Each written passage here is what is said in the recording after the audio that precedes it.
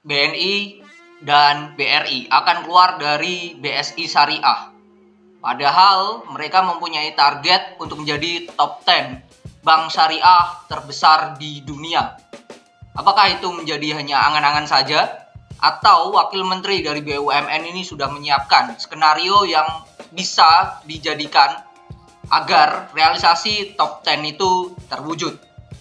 Bagaimana? Dan mungkin kita harus simak ya video ini sampai selesai tentang efek dari BRI dan BNI yang akan keluar dari BSI.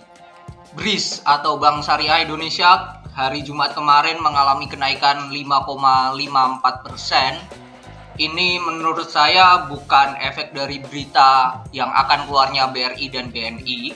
Ini lebih kepada laporan keuangannya yang keluar, di mana BSI ini di tahun 2022 ini, laba 2022 mengalami kenaikan yang signifikan. Labanya mencapai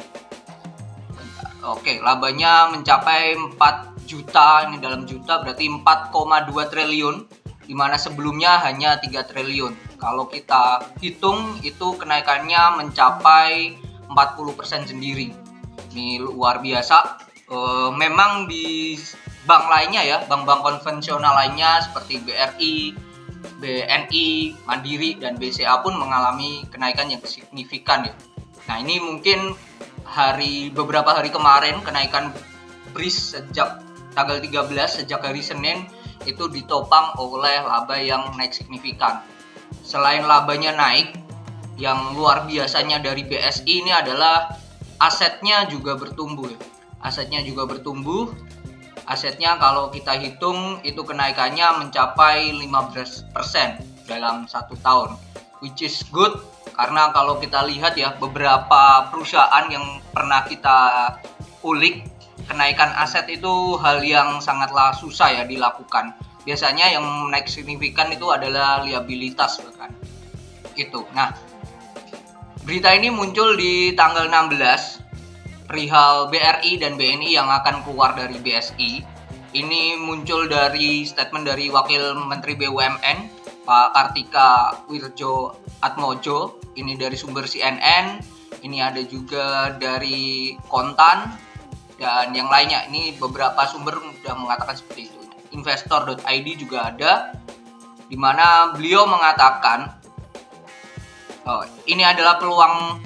Ini kita lihat peluang pasarnya apabila BNI dan BRI mulai exit, kita kira siap dan bisa menggantikan berapa besar size-nya. Nah, kalau kita lihat di data di Stockbit ya,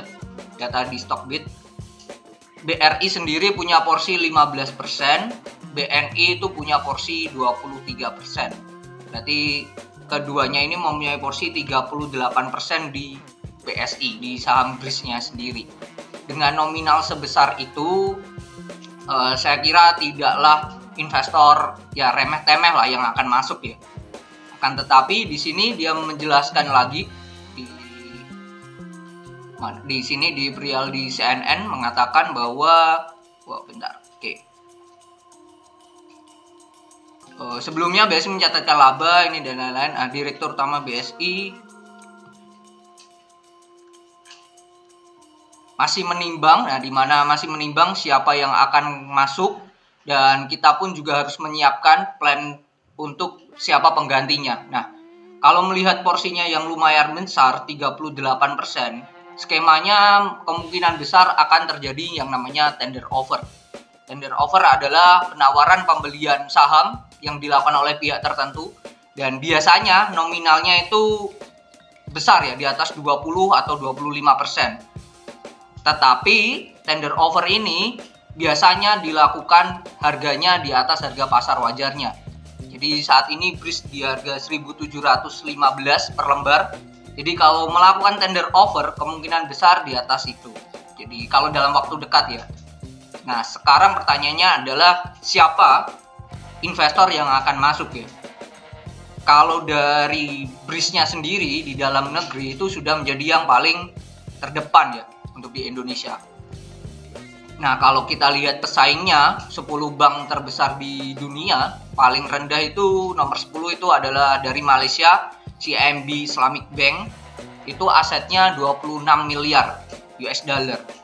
Sedangkan aset dari BRIS sendiri, aset total dari BRIS sendiri itu adalah 305 triliun rupiah. Kalau kita hitung dalam dolar itu mencapai 20 miliar dolar. Selisihnya 6 miliar dolar sendiri. Ini posisi Mandiri dan BNI dan juga BRI ini belum kuat. Nah, siapa ini yang akan menggantikannya? Pertanyaan akan seperti itu. Nah, kalau kita melihat kemungkinan besar ini tidak pangsa dari Indonesia sendiri karena targetnya sendiri. Nah, ini mimpi BSI jadi top 10 bank syariah terbesar di dunia di tahun 2025. Jadi skema ini mungkin akan segera dieksekusi paling lambat itu di tahun 2024. Paling lambat di tahun 2024 skemanya mungkin bisa terlihat di mana di akhir tahun sudah terlihat di mana mereka melakukan reg issue. Mereka melakukan reg issue dan si BRI dan juga BNI ini tidak membeli reg isunya. BRI dan BNI ini tidak membeli reg isunya yang mengakibatkan porsi saham mereka terdilusi.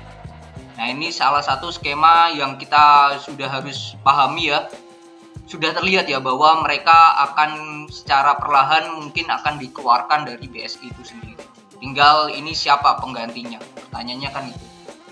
Nah, yang jadi apakah make sense ya?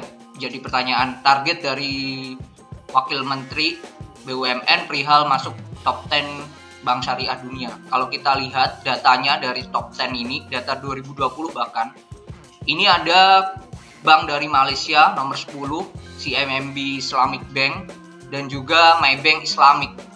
Itu masuk top 10. Sedangkan kalau kita lihat ya dari jumlah umat Islam di Malaysia itu hanya 19 juta. Sedangkan di Indonesia itu jumlahnya 200 juta. Nah, ini kan sangatlah signifikan ya perbandingannya. Pertanyaannya pasti Indonesia aja punya umat Islam yang lebih banyak ya dibandingkan Malaysia, masa nggak bisa. Nah, jadi target itu aslinya tidaklah omong kosong lah ya. Target yang make sense. Kita hitung aja semisal yang masuk dari nasabah itu 20% dari total atau 30%. Itu sudah harusnya bisa masuk lah ya. Untuk mengkatrol dari si asetnya si BSI itu sendiri. Gitu.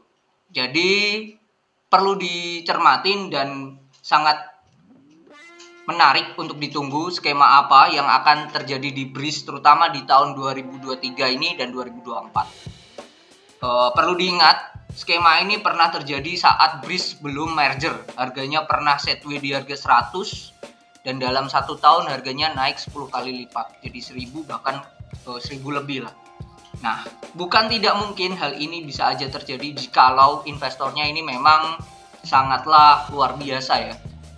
Dan bisa mengkatrol dari asetnya. Jadi BRIS digunakan buat ya kita menggunakan trading buat semi lah ya, buat di hold 6 sampai 8 bulan ini sangatlah worth it jikalau sudah terlihat siapa investornya.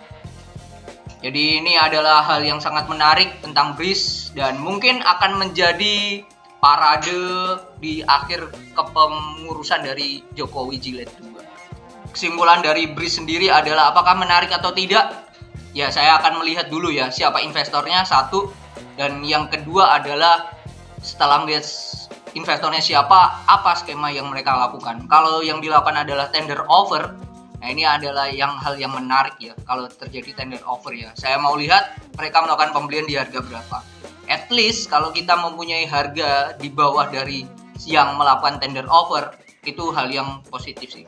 Karena apa? Karena mereka porsinya besar, sedangkan harga kita di bawahnya itu. Jadi perlu dikawal BRIS ini jangan sampai lolos karena ya potensi cuannya gede nih. Karena akan bisa mengerek dari asetnya itu sendiri.